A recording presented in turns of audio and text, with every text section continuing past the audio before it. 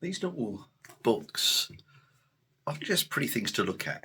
They can be an essential part of our Reiki practice. So today, we're going to look at 9 journal secrets to unlocking your healing potential. So that's 9 of them. To really take your Reiki practice to another level. Because it's not just about doing the Reiki at the time. It's important and it carries on afterwards. So without further ado, we're going with my famous board out today. We're going to go through all of these, and we've got a lovely ones on. That number 8's probably my favourite, so do stick around to go through all of these. And even if you just take a couple of these practices into what you do, job done as far as I'm concerned. But without further ado, let's get to the first one, which is a Reiki journal will help you keep a record.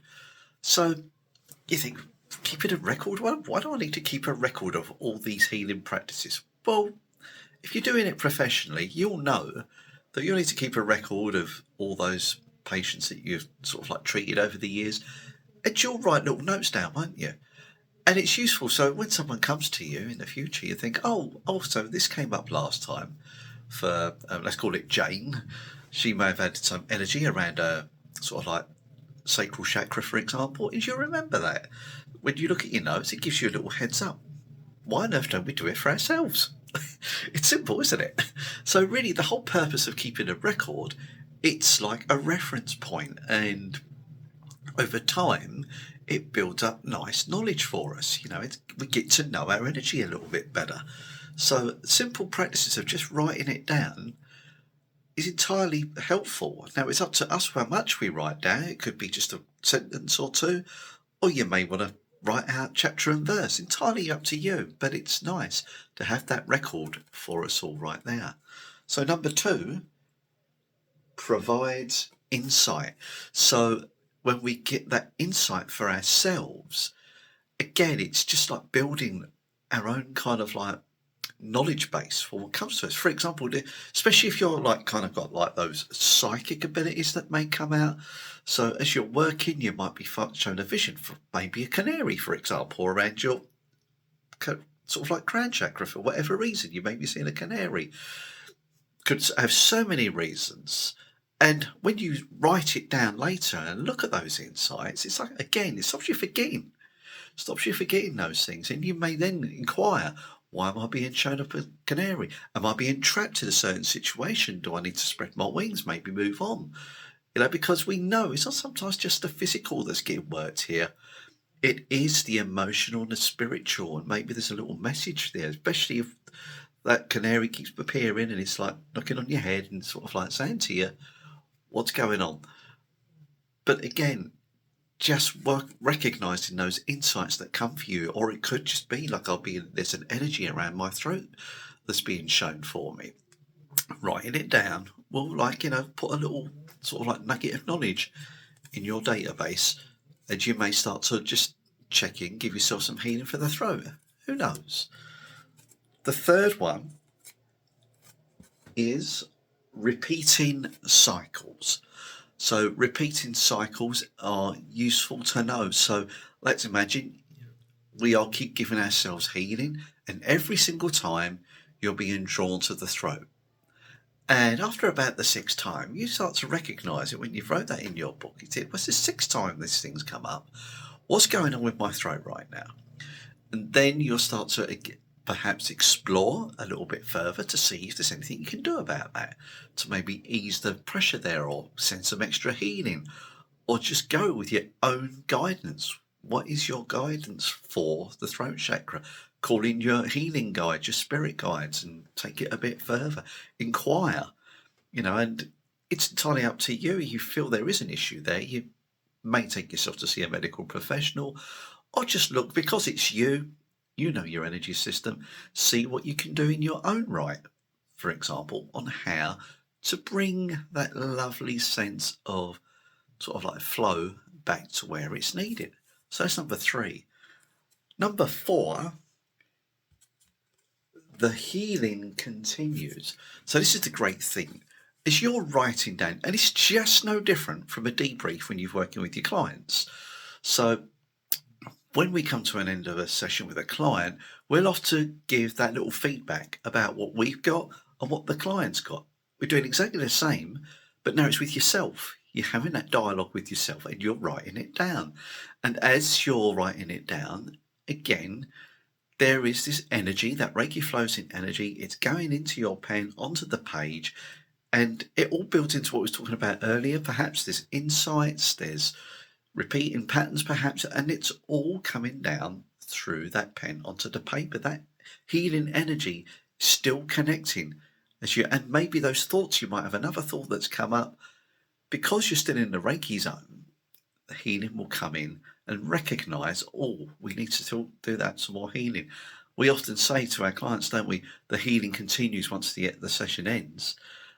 Similar kind of thing, and it's just making a note, just sending those little signals to the Reiki energy that, this has just popped up at the last possible second as I'm writing that last full stop. The healing will continue. So that is another aspect of why we'd want to take this a bit further. Let's have a look. Number 5, laying groundwork for the future. So again, when a pattern keeps getting recognized, it's almost like sowing a seed for the next spot of healing that you're going to do. Again, let's use the analogy of working with a client. As you're working with that client, you might start to think, oh, next time, I feel what's coming for you is, for example, just using this as an example, that I may want to work on your third eye, maybe with a certain energy, a chakra ray energy, for example. That is just a very loose example. But when you lay that groundwork for the future, rather than just turn up blind the next time and say, okay, I'm ready for some Reiki, you think, oh, I was actually going to, I've been guided, and that's important, that you're being guided to work with whatever area is right for you, or whatever symbol, whatever energy you want to bring in. So this gives you a little bit of a head start for your next healing session. So laying groundwork for the next time is pretty important, I would say. So that's another reason why we just keep making these little notes. Okay, we got one page done. Let's go to the next side. So, and this is important. So number 6, it's uncover hidden areas. So when we are writing down what we kind of like working on, we might have forgotten when we was working up here, for example, that you might think, oh, there's a sensation around my sort of like temples, for example. I can't remember what it was. But as you're writing, do not be surprised if I remember now. That was around my temples. I was being showed a bag of donuts or whatever. Why you get donuts in the temple, I have no idea, but that just popped in my head. So again, you would just write that down, and it's when you're writing that these things kind of like, you get into a different kind of flow of energy, don't you? And it is just writing down donuts, and you might be thinking, am I allergic to donuts? Or maybe I'm craving donuts right now. So just making those little notes is just helpful as a resource as we continue building up our journal. And I did briefly mention it. Number 7 is a different state of consciousness. Now, obviously, when we're working on the Reiki energy, that invokes a certain energy, a certain way of working, doesn't it? We're very present, we're very mindful, which, is useful to know. But obviously, when we're doing something else, we become more attuned to, how can I put it? We start to open up the possibility of maybe our creative energy starting to run free. So we tap more into our muse, and as we, just like the Reiki flows will come through the body and the energy system, as a new energy starts coming in, or maybe you could see it as a continuation of that Reiki energy that invokes more of that creative side. And again, it helps with the hidden areas and developing more and more what's there. And you do not be surprised if you start getting into what I call a writer's flow, that pen will just run. It will just run freely. It's almost like a case of channeled writing, if you like. Go with it, allow the words to just tumble forward and enjoy the process. So that's another reason why we would go into a different state of consciousness. Number 8, words are healing. So words are healing might think, what's a bit strange? Well, let's think of all those poets over the years. And they may have had, and a lot of poets that have been around have had a really tough time. they believe in this quality called catharsis, which as they write those words, it's like a release. It's like a release onto the page of all their angst, anger, whatever they've been storing. Now, I'm not going to say we're going to into those particular energies, but those words that we are writing may help us clear those blocks, because we are actually recognizing it and then putting it onto the page. We can read it back and think, oh, okay, so now I'm releasing that particular energy. It could be something that come up. You might have an old memory from when you was a child. Might have been some issue with a child when you was younger, and recognizing it, and thinking, oh, maybe that energy's all been around all these years and I've just released it onto the page. So do not underestimate the healing power of our words on the page. Quite important to, just make a little issue or a little note of that experience. So that's probably number 9 is one of my favourite ones here. So number 8 as well, I really like. But this one is important because it allows the energy to settle. While you're writing down, it's like kind of saying that previous stage of the Reiki treatment is now over. And as you're writing down, the energy's settling in you nice and gently. But more importantly, the act of doing something like that is actually grounding you as well. It's bringing you very, very much into that present moment. All you should be thinking about is putting the words on the page, allowing the writing to flow, and that then will bring that energy right into the present moment. And with a bit of luck, when you're finished, you're writing your journal, you feel just like carrying on your day as you normally would, as opposed to maybe feeling a little bit, oh, that was some powerful healing, I feel a bit floaty after that. We can certainly develop our technique there. And the bonus tip, so I did say, we're going to say with one last little area to bring to conclusion what we've been discussing today. Make it part of your practice. Make it a habit. It's not just slap, bang, wallop, bring the healing in, end of. Take the time. Do yourself the service of bringing that energy to you now.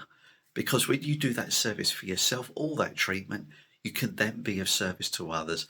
And that more and more is becoming so, so important, isn't it? So bring that service to yourself so you can serve others by just making those little notes in your little Reiki journal. And you can decorate that journal. You can have all sorts of fun with it. But the main thing is, make it a habit, everybody. And that will really help you. If you would like some more information, if you're still here, brilliant, you've watched the whole thing. I've actually put together a little document, just called it 21 days of all these little things I'm putting together. So you can have a nice little practice that you can run through, sort of like remembering all these aspects. And they will remember you. Even this one today, it's like, oh, it's a little trigger for me. Have I been writing my journals? Then sometimes it's like me just kind of giving you a little nudge. Write your journals. So do that. And over here, there will be, or is it over there? I can't remember. I'll go like this because I never know what the YouTube thing's going to go. There will be a little bonus video all about bringing this lovely golden river of energy through your system.